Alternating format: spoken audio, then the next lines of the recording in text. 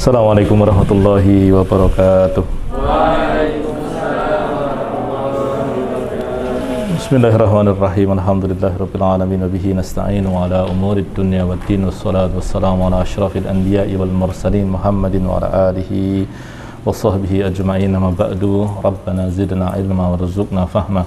Allahumma anfa'na bima 'allamtana wa 'allimna ma yanfa'una wa na'udzu bika min ilmin la yanfa'.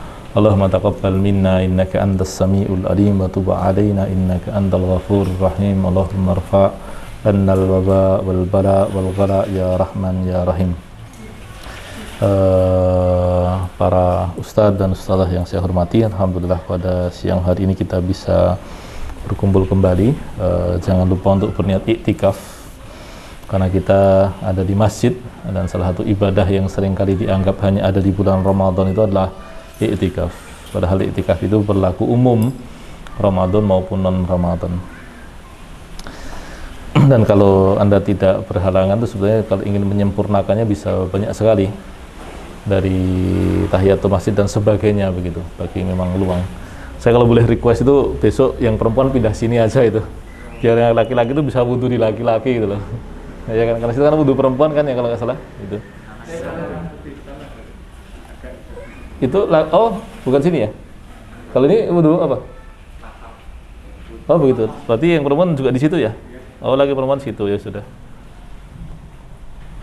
Tapi tampaknya kalau dibolehkan besok yang laki-laki sini, biar yang datang bisa apa namanya, salat sunnah dan sebagainya.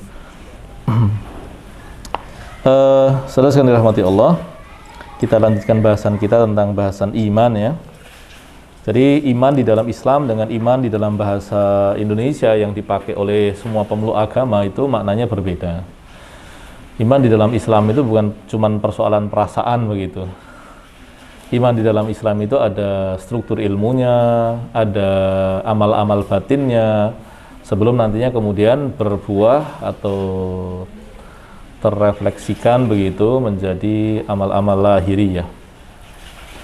Nah, berkaitan dengan hal itu, di sini ada bahasan tentang adillatus salaf, dalil-dalil yang dipakai oleh para pendahulu kita berkaitan dengan persoalan iman ini. Istadallas salafu bi adillatin katsiratin minha. Para ulama kita terdahulu berdalil dengan berbagai dalil, di antaranya adalah qaulullahi ta'ala, a'udzubillahi minasyaitonir rajim, wa ma ja'alna ashaban nari illa malaikah wa ma ja'alna iddatahum illa fitnatan lil ladzina kafaru liyastayqana alladhina utul kitaba wa yazdada alladhina amanu imanan wa la yartaba alladhina utul kitaba wal mu'minun wa liyaqula alladhina fi qulubihim maradun wal kafiruna madza arada Allahu bihadza mathala. Kata kuncinya ada pada wa yazdada alladhina amanu imanan. Nah, ini dia. Kata kuncinya ada di tengah-tengah itu, yaitu wa yazdadal ladzina amanu imanan, agar orang-orang beriman itu bertambah imannya. Nah, di sini menunjukkan bahwa iman itu bukan sesuatu yang sifatnya statis. Dia dinamis. Dia juga mengalami kenaikan, penurunan, ya macam harga ya. Hanya harga bensin itu naik terus, nggak turun-turun itu ya. Sementara imannya naik turun itu. Nah, makanya kemudian berangkat dari hal itu, ulama memahami bahwa iman itu tidak statis. Nah, sekarang pertanyaannya adalah faktor apa yang membuat perubahan itu terjadi? Jawabannya adalah pada ilmu dan amal. Ya, ketika orang senantiasa belajar, merawat ilmunya, seperti yang majelis yang kita lakukan ini, dan kemudian juga merawat amal-amalnya begitu, maka iman itu akan pada performa terbaiknya. Tapi begitu kedua hal itu diabaikan ya, ilmu tidak pernah diakses. Salah satu yang kita paling sedihkan selama pandemi kan ini ya. Betul bahwa bagi yang bersemangat, pandemi ini membuka kesempatan belajar online seluas-luasnya. Muhammadiyah baru saja mendirikan Universitas Cyber ya, Universitas Cyber. Kalau kami yang di Mediu sudah 12 tahun yang lalu kuliah online itu. Tetapi persoalannya adalah ternyata ada banyak bagian ilmu itu yang sebetulnya sifatnya tesit. Tes itu artinya disampaikan dari jiwa ke jiwa. Makanya online itu sebagus apapun, dia hanya mendukung pragmatisme saja sebetulnya. Makanya kemudian ketika nantinya persoalan nanti akan muncul berkaitan dengan karakter anak yang hilang dan sebagainya, sebenarnya solusinya tetap pondok ya. Bahkan kan sekarang mulai muncul bahasan-bahasan tentang pondok pesantren untuk kampus itu. Bahkan kalau kita lihat di Inggris misalkan, sekolah-sekolahnya para bangsawan itu kan berasrama sejak awal. Jadi bukan sekolah yang berangkat pulang begitu. Nah, ketika pandemi seperti ini, kita temukan adik-adik kita itu dalam kondisi tidak bersentuhan dengan pengetahuan. Lebih-lebih ketika keluarganya berasal dari keluarga menengah ke bawah, itu Masya Allah itu orang tuanya tidak sempat untuk memperhatikan situasi anak. Lebih-lebih ketika orang tuanya itu memang berangkat dari kondisi yang ilmunya pas-pasan. Dengan membelikan HP atau laptop, dia merasa bahwa apa yang dibutuhkan anaknya sudah tersedia. Padahal dengan adanya HP dan laptop itu, yang paling berat ada pada bagian pengawasan dan penyadaran itu. Karena kalau anak itu dibiarkan memegang HP dan laptop tanpa pengawasan dan penyadaran, artinya bekal-bekal nalar dan sikap mental yang tepat, itu menyedihkan sekali. Nah, dalam kondisi seperti itu, iman itu goncang sebetulnya. Apalagi ketika kita temukan di media sosial itu, kekacauan berpikir itu turah-turah itu. Di sekolah orang membaca buku dengan tertib ya. Di koran dia mendapatkan informasi yang relatif agak bisa dipertanggungjawabkan. Tapi kalau sudah di internet itu jurnalisnya sudah clickbait ya. Clickbait itu buat judul-judul heboh yang memancing orang untuk ngeklik begitu. Ya, kemudian isinya juga tidak bisa dipertanggungjawabkan. Belum nanti yang penulis-penulis yang memang senang bereksperimen dengan kenakalan-kenakalan itu. Nah, itu baru pada aspek ilmu yang mengawal iman. Bagaimana dengan amal? Itu yang kita sedih sekali. Makanya banyak yang mengatakan bahwa, di antaranya Pak Din ya. Pak Din mengatakan bahwa ya kita sekarang potong generasi. Ada generasi yang kalau macam gigi yang berseri itu ya, gigi yang berurutan itu ada ompongnya satu ini.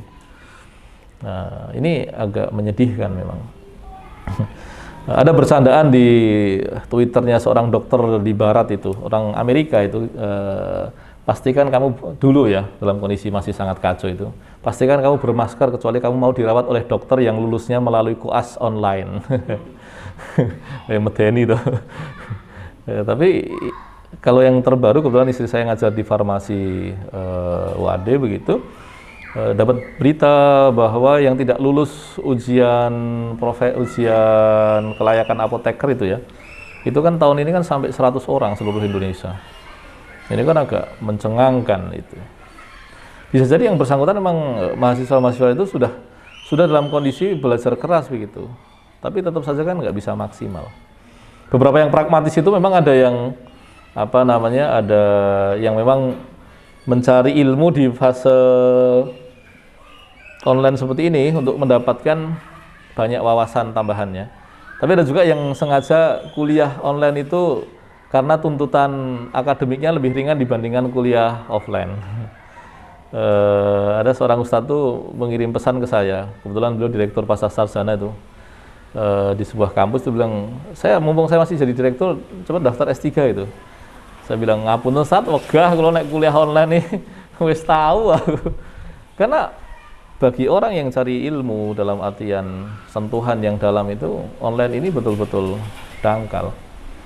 Itu dia. Kekacauannya banyak, tapi kemudian konfirmasinya sedikit. Nah, maka iman seperti apa dalam kondisi seperti ini kan? Nah itu. Insyaallah ya, anginnya kencang sekali. Lalu kemudian di ayat yang lainnya Allah katakan, a'udzubillahi minasyaitonirrajim, innamal mu'minuna alladzina idza dzukirallahu wajilat qulubuhum wa idza tuliyat 'alaihim ayatuhu zadatuhum imanan wa 'ala rabbihim yatawakkalun alladzina yuqimuna as-salata wa mimma razaqnahum yunfiqun ulaika humul mu'minuna haqqan. Nah, di sini dikatakan bahwa orang beriman itu hanyalah, berarti kan ada pembatasan ya. Ada pembatasan tentang kriterium yang harus dipenuhi begitu.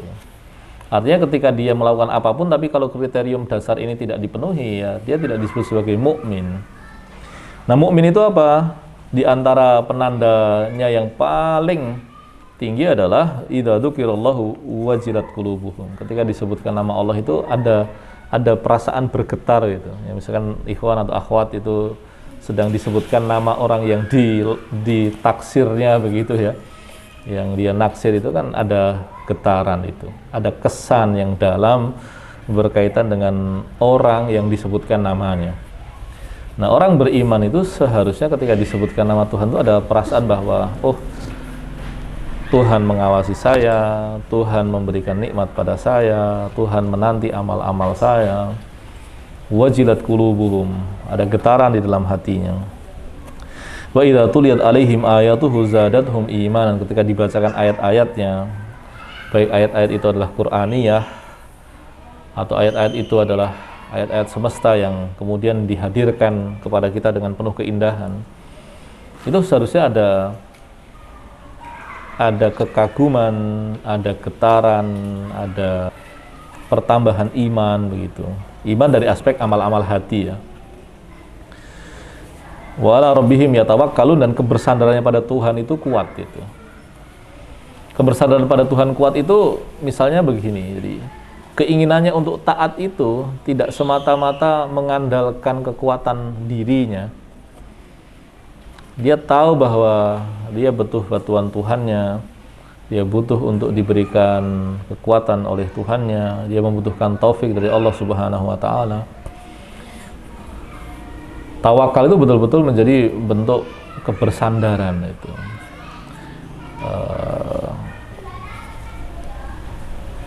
Alladzina yuqimunas sholata. Jadi setelah amal-amal hati tadi, amal-amal lahiriah itu juga menjadi penanda penting. Berkaitan dengan sholat ini menjadi sangat mendesak ya. Di beberapa wilayah dunia Islam dulu sampai abad ke-18-19 itu ada anggapan bahwa nggak mungkin muslim nggak sholat itu, nggak mungkin. Jadi kalau muslim membunuh itu masih mungkin, muslim mencuri itu masih memungkinkan, ya dunia manusia kan. Tapi kalau sampai tidak sholat itu kayaknya nggak mungkin itu. Tapi situasi sekarang tidak begitu. Sholat sebagai penanda fisik minimal seorang muslim itu sudah banyak terabaikan. Meskipun kualitas masjid kita jauh lebih bagus ya. Dan salah satu yang kita sedihkan, banyak orang tua itu berharap anaknya segera masuk ke pondok, itu sebetulnya yang mereka cari, saya juga terkesan sekali ya. Banyak orang tua tuh yang kondisi anak sudah mau lulus aliyah begini nih, mereka berharap anaknya segera masuk itu bukan masalah sekolahnya, tapi sholatnya kejaga, kemudian interaksi dengan teman-temannya kejaga, Qur'annya terjaga. Yang kalau di rumah sudah nggak sempat orang tua mengawasi itu semuanya. Memang kemodernan ini sebetulnya kalau kita cermati itu sebetulnya hanya dimenangkan oleh para kapitalis ya. Faktanya dengan kemodernan itu kesejahteraan itu semakin tidak tersalurkan, terdistribusikan secara merata. Sekarang kita pada situasi ketika lelaki perempuan itu harus keluar rumah semua untuk kepentingan mencari nafkah. Ini kan berarti menunjukkan bahwa kemodernan itu sebenarnya tidak sama dengan kesejahteraan kan sebetulnya. Kalau keluar rumah itu kepentingannya untuk tujuan-tujuan mulia seperti mendidik, bukan semata-mata uang ya, tapi ada kepentingan lebih vital berkaitan dengan pendidikan atau sosial, itu sesuatu yang tidak ada masalah. Tapi situasi mayoritas kita itu kan laki perempuan dipaksa keluar rumah karena kemodernan itu ternyata tidak memberikan kesejahteraan bagi orang yang hidup di dalamnya. Nah itu dia. Nah, dalam situasi seperti itu orang tua tidak sempat untuk mengawasi anak. Nah, menegakkan sholat itu termasuk tanda paling asasi ya seorang muslim. Oh ya, ketika menyebut kata Islam dan iman itu harus difahami ya. Kalau menyebut muslim itu berarti mukmin. Kalau mukmin berarti muslim. Kecuali ketika kedua kata itu dibarengkan. Ya, Ketika kedua kata itu dibarengkan, berarti muslim tidak sama dengan mukmin. Mukmin itu adalah orang-orang yang beriman dan kemudian beramal. Tapi kalau muslim itu bisa jadi sekedar lahiriahnya saja yang terpenuhi, tapi amal-amal hatinya belum. Tapi ketika digunakan secara terpisah, itu berarti maknanya keduanya. Itu kaidah. Itu kaidah yang berlaku dalam. Jadi ilmu itu, para ustaz dan saudara sekalian, ilmu itu ada pada kata kunci. Makanya kan di Quran dikatakan wa 'allama Adamal asma'a kullaha. Allah mengajarkan kepada Adam itu nama-nama. Kalau saudara sekalian dulu nulis skripsi atau tesis itu pasti ada yang namanya paper itu, dan paper itu pasti ada yang namanya keyword, ya kan, kosakata kunci begitu. Nah, ilmu itu isinya kosakata kunci. Nah, iman pun juga sebenarnya bahasan Islam itu ya kosakata kunci. Nah, mengenali kosakata kunci ini penting agar juga tidak sembrono menggunakannya ya. Saya tuh sampai sekarang itu nggak habis pikir itu, apalagi artis-artis kita yang suka speak loud itu, dan kemudian dia masuk ke perbincangan tentang agama, padahal tidak punya dasar pengetahuan sama sekali. Dia secara sembrono menggunakan kata munafik misalkan. Munafik itu kan kalau kita lihat Quran kan maknanya kafir ya. Di Quran itu kata munafik itu kan fidarkil asfali minan nar. Jadi kalau yang belajar kimia kan pasti tahu ada yang namanya destilasi minyak bumi ya. Destilasi minyak bumi itu kan lapisan paling bawahnya itu kan aspal. Ya, fidarkil asfali minan nar itu kan di situ sebetulnya. Neraka paling bawah itu. Tapi orang secara sembrono mengatakan jangan munafik lah itu dan sebagainya. Ini kan kacau sekali. Nah itu dia. Nah, mengenali kosakata kunci berkaitan dengan agama ini termasuk ilmu dasar di dalam kita belajar Islam. Jangan sampai ketukar, jangan sampai salah memaknai dan ketukar di dalam penggunaannya. Orang-orang yang mengkafirkan orang secara sembarangan itu kan termasuk di kasus itu. Dia tidak tahu kaidah-kaidah dasar di dalam menggunakan kata itu. Makanya kemudian serampangan tuh makanya. Padahal itu ancamannya berat sekali dari Allah Subhanahu wa taala. Wa mimma razaqnahum yunfiqun. Dan dia membelanjakan sebagian dari yang kami rizkikan kepadanya. Kalau di dalam hadis ke-23 arba'in itu kan kalimatnya was-shadaqatu burhanun. Sedekah itu, yang kata sedekah kita gunakan dalam kondisi sama dengan infak, meskipun asalnya bisa dibedakan, bisa disamakan ya. Sedekah itulah burhan. Burhan itu apa? Bukti. Orang yang bersedekah itu adalah orang yang lebih percaya dengan apa yang ada di sisi Allah Subhanahu wa taala dibandingkan apa yang dia pegang, dibandingkan apa yang dia manage sendiri. Nah, itu dia. Wa mimma razaqnahum yunfiqun itu dia kenapa dia menginfakkan hartanya? Karena dia tahu ada alokasinya. Yang kalau kemudian alokasinya itu tidak ditunaikan, nanti akan ada kekacauan, ada kemacetan, ada sesuatu yang tidak beres terjadi. Makanya harus disalurkan gitu. Kalau kita ilustrasikan ya, harta dengan air asam itu kan gitu kan. Imam Syafi'i itu dalam syairnya mengatakan fa inna wukufal ma'i yufsiduhu. Nah itu dia. In sara toba wa in lam yajri lam yatib. Nah itu. Siapa itu kan syair Imam Syafi'i yang insyaallah ya. Kalau kita membaca Imam Syafi'i dari syair-syair itu kita tahu bahwa beliau ini memang manusia biasa tapi punya kebijaksanaan yang luar biasa. Kalau yang kita baca kitab-kitab fikihnya kesannya ide semua gitu. Jadi kalau kita baca syairnya kita temukan aspek kemanusiaan yang mengagumkan itu. Sesungguhnya berhentinya air itu merusaknya. Air itu kalau bergerak dia baik, tapi kalau dia tidak mengalir maka dia tidak baik. Itu lam yotib. Nah, bagi orang yang bersedekah atau yang lebih tinggi lagi adalah menginfakkan hartanya. Kata infak itu kalau kita bedakan dengan sedekah itu menunjukkan infak itu adalah mengalokasikan dana wajib sebetulnya. Memberi makan anak, memberi makan istri, memberi pakaian kepada anak istri. menanggung biaya amaliyah Islamiyah, itu infak. Sedangkan sedekah itu yang di luar itu, yang sifatnya itu nafilah atau ekstra ya, ekstra, amal-amal ekstra itu. Nah, lalu kemudian dikatakan ulaika humul mu'minuna haqqan. Jadi dari situ kita temukan apa? Bahwa orang beriman itu dia punya amal hati dan amal lahiriah. Ada amal-amal hati pokok yang harus dia penuhi dan ada amal-amal lahiriah yang harus dia penuhi. Kalau dia memenuhi amal-amal batiniah dan lahiriah yang pokok itu, maka dia disebut sebagai mu'minuna haqqan. Nah, kalau dia tidak memenuhinya, ya, jadi kalau dia tidak memenuhi amal-amal hati yang sifatnya cabangan, itu bisa disebut naqisul iman, kurang imannya.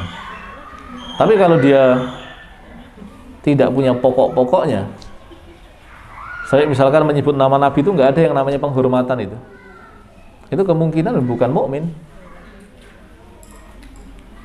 Ketika agama dihinakan itu nggak ada rasa tersinggung itu bukan mukmin. Nah, itu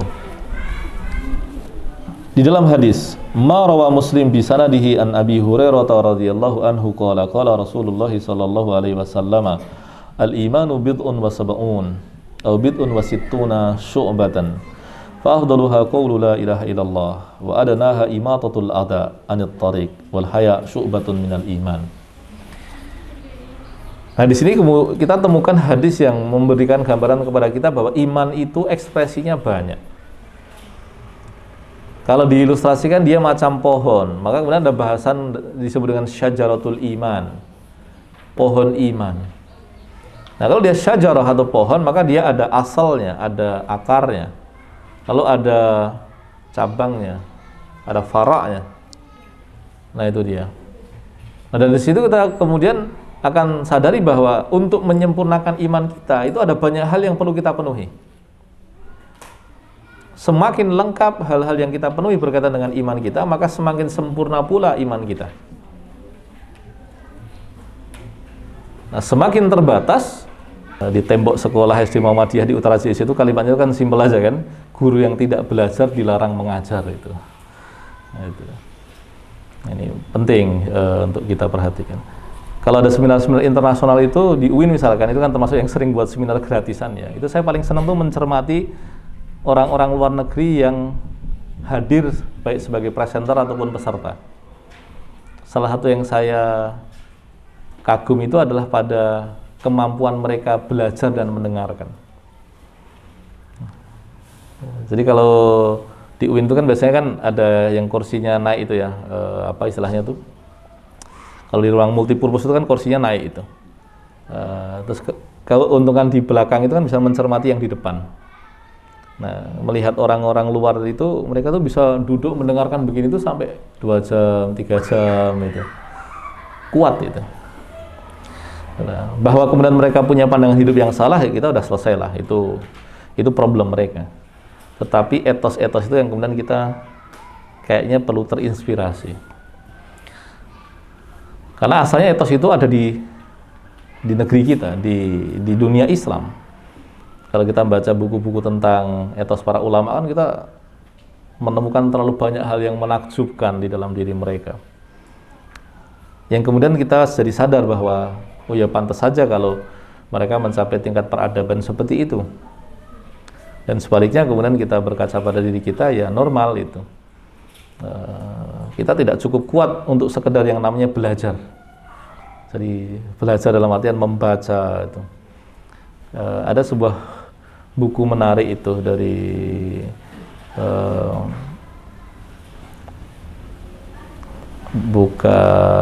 bukan Abdurrahman Ra'fat Basha ya. Ini kalau ini orang Arab. Fahmi Basha itu beberapa teorinya bermasalah sebetulnya.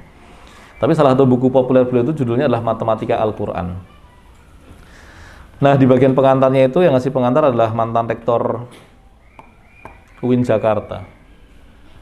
Dulu mondoknya itu di Pabelan. Kalau masih ingat namanya Pak Komarudin Hidayat. Pak Komar itu kan postdoktoralnya itu kan di McGill. Nah, kemudian dosennya di sana itu orang Yahudi yang masuk Islam. Tapi kan kemudian karena persoalan agama itu persoalan private ya, persoalan privat yang tidak sopan kalau ditanyakan begitu. Maka kemudian Pak Komar ini ingin mengulik dengan cara melipir. Ya, kalau di sini melipir dipakai untuk mau nembak akhwat itu ya. Kalau di sana melipir itu untuk melacak data fakta yang penting gitu. Nah, nanti bagi para pengasuh Anda juga harus pandai melipir ya, karena santri itu seringkali tidak bisa mengungkapkan sesuatu apa adanya. Melipir itu kayaknya jadi ilmu yang harus dipelajari. Nah, beliau melipirnya begini. Anda ini kan profesor studi Quran itu. Apa yang menarik dari Anda? Apa yang menarik dari Quran setelah Anda mempelajarinya? Orang Yahudi itu yang profesor studi Quran itu, saya nggak tahu namanya ya. Tapi dulu ketika di UIN itu ada yang namanya Michael Goodyear itu. Jenengnya aneh ya. Kayak merek ban aja. Itu dia studi Quran, dia spesialisasinya. Tapi kayaknya bukan orang itu, karena orang itu masih muda. Tapi kalau yang di McGill itu kayaknya udah sepuh itu. Ketika ditanyai begitu sama Pak Komar itu dia bilang begini, saya ini seorang sarjana. Sarjana itu artinya orang yang terbiasa dengan ilmu itu ya. Bagi saya buku setebal 400 sampai 600 halaman itu bisa saya selesaikan dalam 7 jam. Coba kalimatnya, standarnya itu ya. 400 sampai 600 halaman itu 7 jam. Dan saya bisa mengingat 70% isinya. Jadi kalau saya harus mengulang 70% isinya, saya ingat. Nah, itu standarnya itu, coba lihat. Lalu kemudian orang Yahudi yang masuk Islam itu, yang profesor Quran itu, dia mengatakan, tapi saya tidak bisa melakukannya pada Quran. Saya tidak bisa melakukannya pada Al-Quran. Al-Quran punya pola yang berbeda. Quran itu kan acak ya. Tapi acaknya itu tidak menimbulkan pemandangan yang membosankan dan jelek. Sebaliknya, acaknya Quran itu menciptakan keindahan tersendiri yang kemudian mirip pola-pola otak kita. Neuron otak kita itu kan terpencar secara acak dan dia terhubung juga secara acak. Tapi itu yang bisa menyatukan semua informasi yang ada di dalamnya. Nah, itu dia. Tapi kembali yang tadi itu, etosnya tuh kayak gitu. Nah, kita ingat beban belajar siswa kita tuh lebih banyak dibandingkan guru loh. Guru mengajar 1 mapel, muridnya belajar 25 mapel dan semua harus KKM. Sirai sopo. Kalau di pondok-pondok yang agak fair itu masih enak lah. Kamu dapat 20 nggak apa-apa kok. Ya enak kan. Lah iki ngeti-ngeti 70 kabeh. Itu pasti gurunya itu seorang pengarang yang baik. Saya itu ngajar ilmu pendidikan tuh seneng. Kenapa? Karena semuanya saya ngarang. Dari judul mapelnya, judul babnya, isinya, ya, ujiannya, termasuk nilainya. Gitu. Tapi kan dari ujungnya sudah ngarang, jadi nggak ada masalah. Tapi kalau Anda ngajar akidah misalkan, ya kan jadi agak menyedihkan. Tapi kembali saudara-saudara rahmati Allah, etos belajar kita harus kita perbaiki. Sekarang terlalu banyak orang yang mencari gelar, tapi tidak mau dengan konsekuensi etos belajarnya. Sangat menyedihkan. Kami dulu di PKU Gontor itu disiksa sama Ustadz Ham itu ya lumayan. Seminggu baca 50 buku.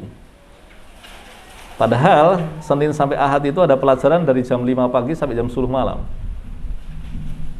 Itu kalau berpadat. Kalau nggak padat ya pelajarannya cuma jam 8 sampai 12, kemudian 1 sampai 15 atau 15.30 sampai 17.30, terus 20 sampai 22.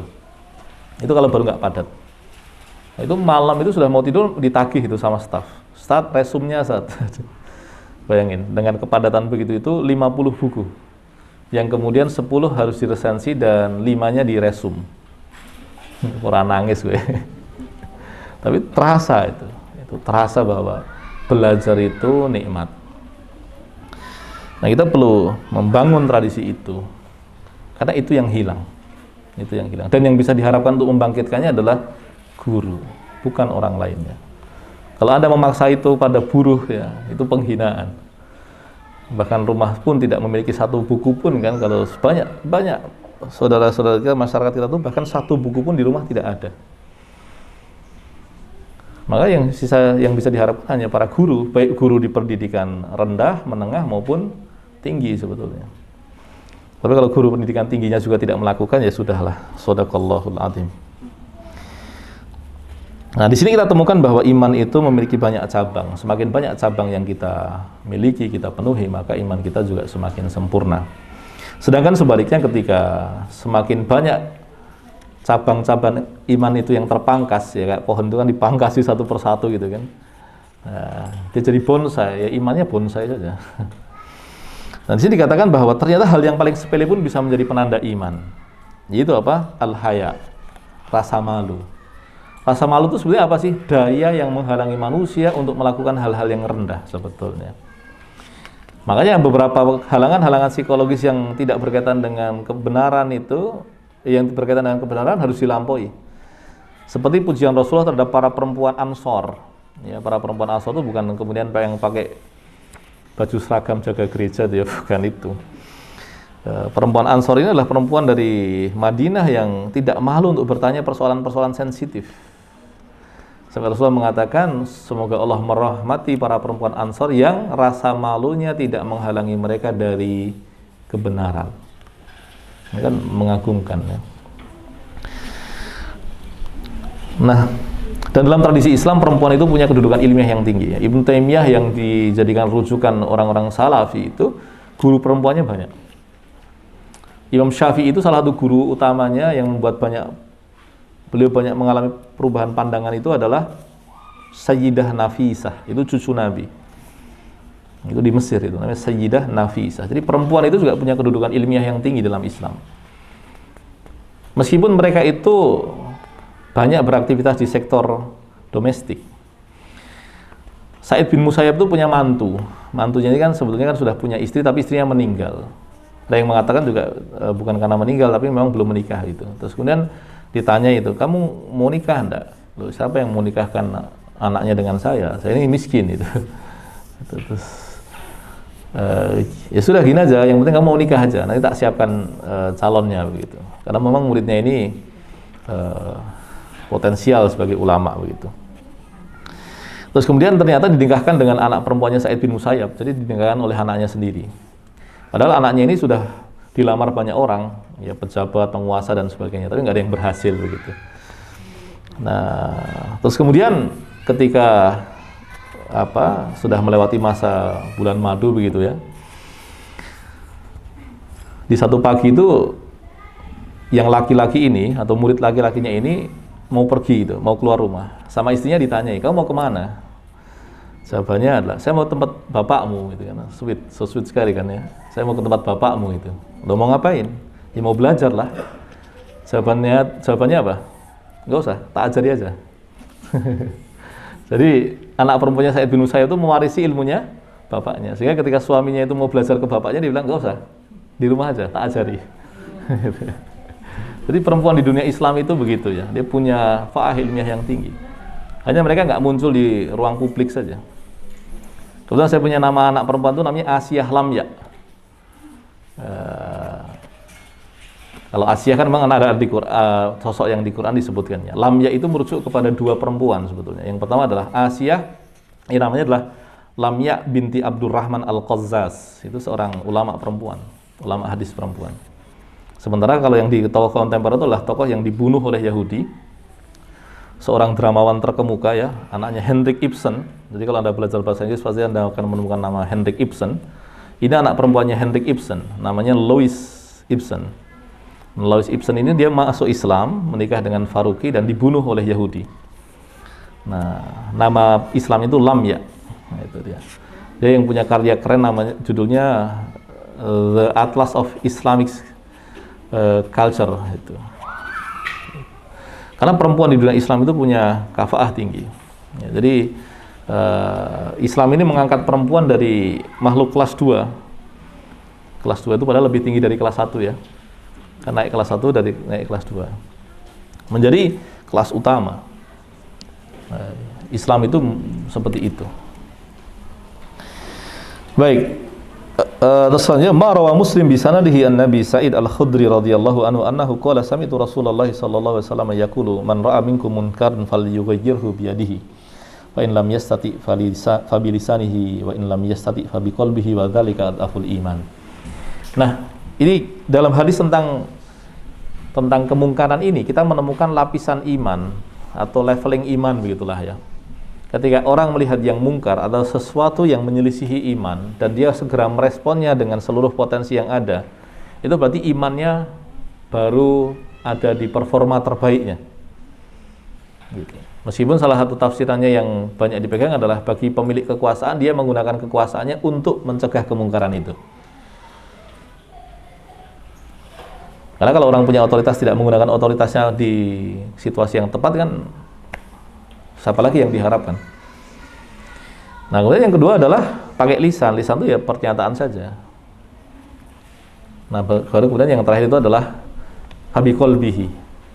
Habiqolbihi itu berarti artinya hati itu masih menolak sesuatu yang dianggap mungkar. Nah, hari ini, saudara sekalian yang dirahmati Allah, situasinya semakin menyedihkan karena bahkan orang itu sulit untuk membenci sesuatu yang mungkar. Entah dianggap gak toleran lah, entah dianggap toleransi yang bermuka dua lah. Bagi pejuang pluralisme itu, saudara sekalian, mereka tidak lagi setuju dengan kata toleransi karena dianggap toleransi itu hipokrit. Hipokrit itu artinya dua wajah. Di depan orang beragama beda dia bersikap baik, tapi di dalam hatinya menganggap itu kafir. Nah, itu bagi para pejuang pluralisme itu nggak boleh. Apa kurang ajar coba? Sampai hati Anda aja dipaksa suka sama orang aja nggak boleh kok. Dipaksa untuk menyukai agama yang batil, itu kan kurang ajar. Tapi itulah yang terjadi di kondisi kita hari ini. Iman kita itu ditelanjangi satu persatu. Makanya kalau kemudian sampai hati kita itu sampai lost di bagian itu, lost doll itu, apa yang tersisa coba? Ketika kita melihat kemungkinan apa, udah biasa. Berarti kan sudah lepas.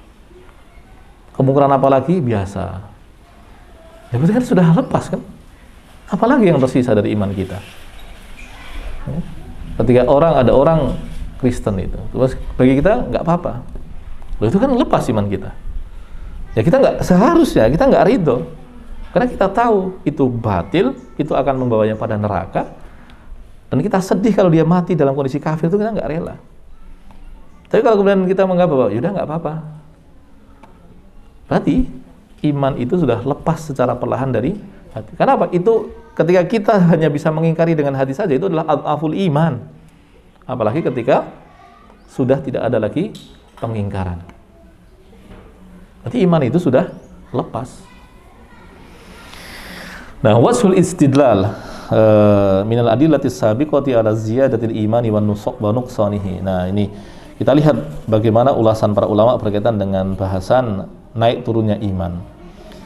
Dalil pertama, fihi isbatu ziyadati imanil mu'minina imanan ila imanihim wa dzalika syuhuduhum sidqa nabiyihim sallallahu alaihi wasallam bi mutabaqati khabarihi lima jaa fil qutubis samawiyyatis sabiqah. Ini dia. Segi pertama dari argumentasi yang dihadirkan berkaitan dengan tambah kurangnya iman. Di ayat yang pertama tadi ada kata kunci liyazdadu imanan ma'a imanihim.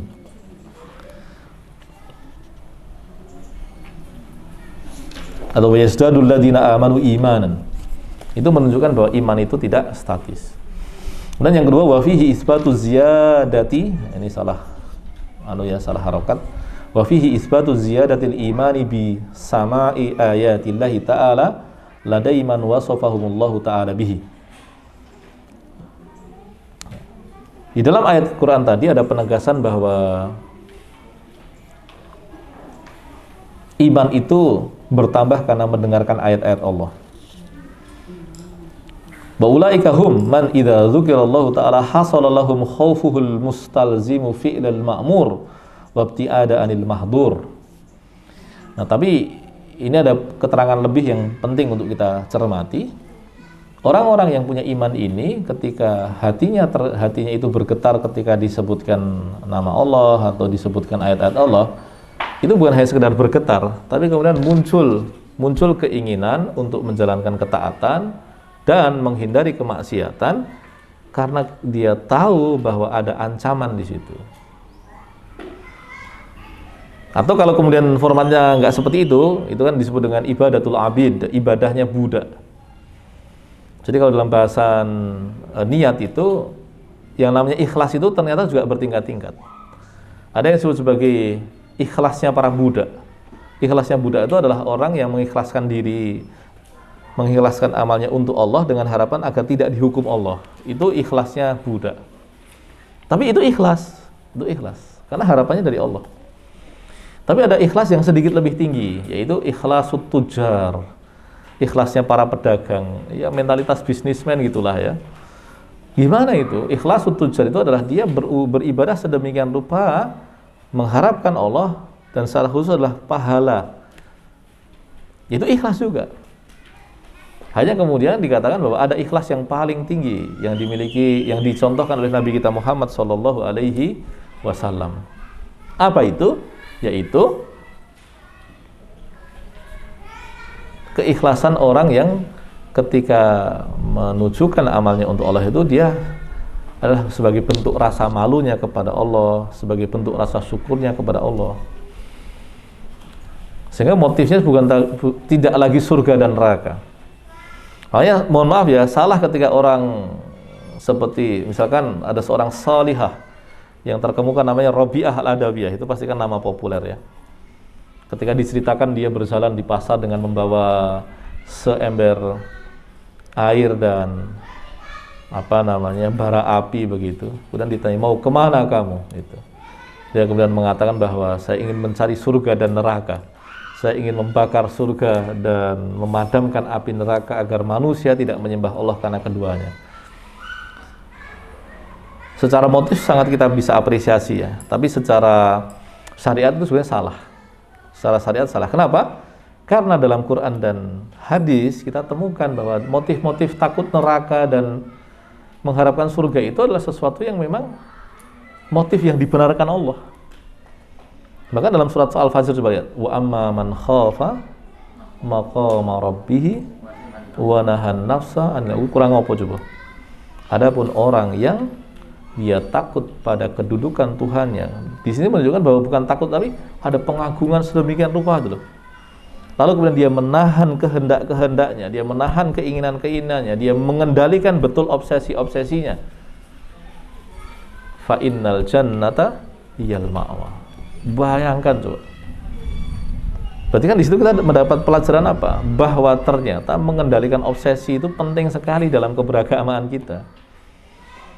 Kalau sekarang kita hidup di zaman postmodern yang melegalisasi segala bentuk pelampiasan hasrat, maka itu sebetulnya berhadapan betul dengan yang namanya iman kita.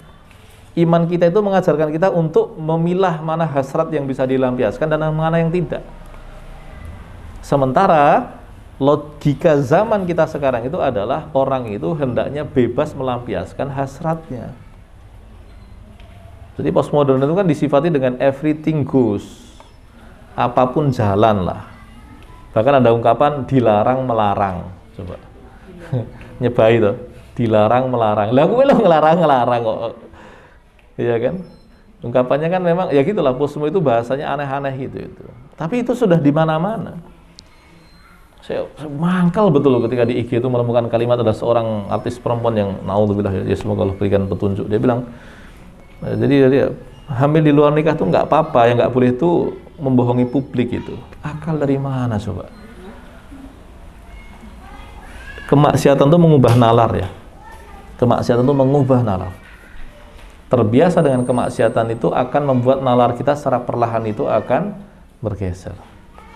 Kalau Anda belajar filsafat barat baik-baik, Anda akan menemukan bagaimana kecanggihan itu dibangun di atas asas kerusakan nalar.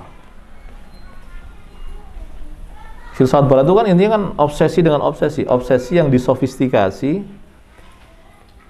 obsesi yang difilosofikasi. Kata filosofikasi itu sebenarnya nggak ada, dia dari kata philosophize itu. Bahasa Indonesia emang nggak ada, tapi ya kita gunakan secara anu aja lah. Jadi obsesi yang aneh-aneh itu dicarikan teorinya. Yang belajar psikologi, teorinya Sigmund Freud itu apa ilmiah? Enggak kan? Enggak, itu kan falsafah sebetulnya. Kalau mereka konsisten dengan ilmiah dan ilmiah itu adalah bukti empirik, maka bangunan teori Freud itu enggak ilmiah. Dia filsafat. Nah, kalau filsafat, maka berarti dia itu sebetulnya berasal dari banyak bagiannya itu berasal dari keyakinan. Jadi jangan anggap sains itu tidak mengandung iman ya. Sains itu mengandung iman. Teori Darwin itu pada banyak bagiannya berguna, tapi pada bagian filosofisnya atau falsafahnya itu iman. Iman. Siapa yang bisa membuktikan bahwa manusia itu diciptakan dari subprimordial begitu? Kemudian nanti menjadi makhluk melata pertama begitu. Kalau Bu Mega gitu mengatakan bahwa emang ada yang pernah mati kemudian mengatakan surga neraka ada begitu ya. Ya kita juga bisa bertanya kepada Pak Darwin. Emang Pak Darwin pernah melacak ke masa lalu itu pakai mesin waktunya Doraemon begitu, kemudian melihat subprimordial itu? Ya enggak kan? Iman itu, saudara sekalian dirahmati Allah, itu bekerja dengan sangat signifikan. Bahkan dalam ilmu yang kita anggap tidak ada hubungannya dengan iman itu, iman bekerja di situ. Pada ilmu yang kita ajarkan kepada siswa kita, itu kan di situ ada iman.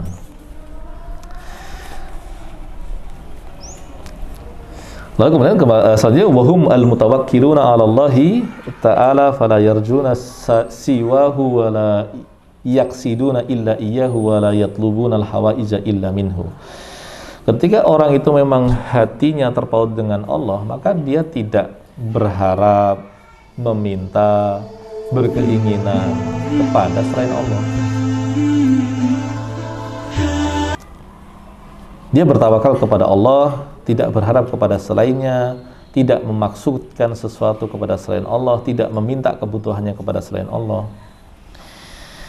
Nah, al-mausufuna bita'diyatil a'mal al-masyru'ah min iqamatis salati wa ita'iz zakati fa haula'i humul mu'minuna haqqal iman bihusuli tilkal umur i'tiqadan wa amalan. Ini tadi juga sudah dijelaskan bahwa orang-orang yang disifati dengan iman sebenar-benarnya adalah orang yang memang memenuhi aspek-aspek pokok dari iman ya, berupa keyakinan-keyakinan atau amal-amal hati serta amal-amal lahiriah. Dan yang ketiga, fil hadis annal iman syu'abun muta'addidatun wa kullu syu'batin minha syu'batun minal iman wa ma'a tafawutiha fil fadli. Ini dia. Kalau yang hadis tadi kita mendapati bahwa iman itu memiliki cabang-cabang, yang cabangnya itu ada yang cabang-cabang pokok, ada cabang-cabang yang sifatnya itu penyempurna saja. Coba lihat, ada hadis berbunyi la yu'minu ahadukum hatta yuhibba li ahihi ma yuhibbu li nafsihi. Itu ngamalinya itu nangis-nangis kita. Coba bunyi hadisnya coba. Tidak beriman salah seorang di antara kalian sampai dia menyukai bagi saudara muslimnya apa yang dia sukai bagi dirinya sendiri. Ilustrasi turunannya adalah, derivatnya adalah kamu pengen sesuatu, katakan kamu pengen rumah atau kendaraan, dan kamu tidak mendapatkannya, lalu saudara muslim ada yang mendapatkannya, kok kamu tidak ikut senang, berarti ada masalah dengan imanmu. Apalah nyebai. Dari situ kita sadar bahwa kecenderungan alamiah kita sebagai manusia itu, kalau kita beriman, kita akan melawannya, atau sekurang-kurangnya kita akan menertibkannya. Ya kan? Mudah nggak suka sama orang itu, nggak boleh. Tidak suka pada seseorang tanpa alasan itu nggak boleh. Apalagi kemudian ketika itu diturunkan menjadi apa? Bertindak berdasarkan suka atau tidak suka. Makanya kehebatan generasi awal itu apa? Mereka mampu melampaui suka tidak suka itu. Sehingga dia tidak akan, kedoliman itu sebenarnya kan meletakkan satu tidak pada tempatnya ya. mereka mampu untuk tidak berbuat dolim. Karena apa? Setidak suka apapun mereka pada sesuatu, mereka akan tunaikan haknya. Dan sebaliknya, sesuka apapun mereka pada sesuatu, kalau itu bukan haknya, dia tidak akan berikan. Luar biasa. Jadi pengendalian. Jadi kalau kita renungkan betul, peradaban kita tuh bukan peradaban yang isinya bangunan-bangunan besar, tetapi manusia-manusia terbaik. Dan dari situ kita akan paham bahwa ternyata proses kita menjadi manusia itu yang paling penting bukan pada kemajuan fisik kita, atau sekurang-kurangnya bukan kemajuan fisik kita semata, tapi ada hal-hal yang sangat dasar yang perlu kita tingkatkan perlahan terus gitu. Jadi sampai radhail, akhlak-akhlak rendah kita itu secara perlahan itu berkurang. Dari yang tadinya mudah nggak suka jadi lebih bisa mengendalikan. Dari yang tadinya mudah dengki, dari yang tadinya mudah dendam, dari yang tadinya sulit untuk mendahulukan orang. Jadi pertarungan yang tidak akan pernah selesai itu adalah pertarungan kita dengan diri kita sendiri. Makanya kalau kita membaca riwayat orang-orang saleh dahulu itu mereka terbiasa berbicara dengan dirinya sendiri. Itu ngomong dewe yo. Nek gua digerowonge dian kok. Dia sering, misalnya begini, ada kasus Junaid al-Baghdadi, ini ada dalam Ihya. Saya belum lama membacakannya, jadi ingat itu. Jadi Junaid al-Baghdadi itu suatu ketika itu di malam hari nggak bisa tidur. Ketika beliau nggak bisa tidur, dia coba bangkit untuk berzikir, tapi juga nggak nikmat itu. Lalu kemudian beliau keluar rumah jalan gitu, terus kemudian ketemu orang, terus kemudian Junaid itu bertanya lebih dahulu, Anda ini kenapa kok malam-malam masih keluar rumah? Gitu. Terus kemudian orang ini langsung nyampernya adalah, sebentar, Anda ini Junaid ya? Ya, terus kemudian, iya, kenapa itu? Ya sudah, Allah sudah mengabulkan doa saya. Saya berdoa kepada Allah agar bisa bertemu Anda. Memang kenapa? Saya ingin bertanya tentang beberapa hal.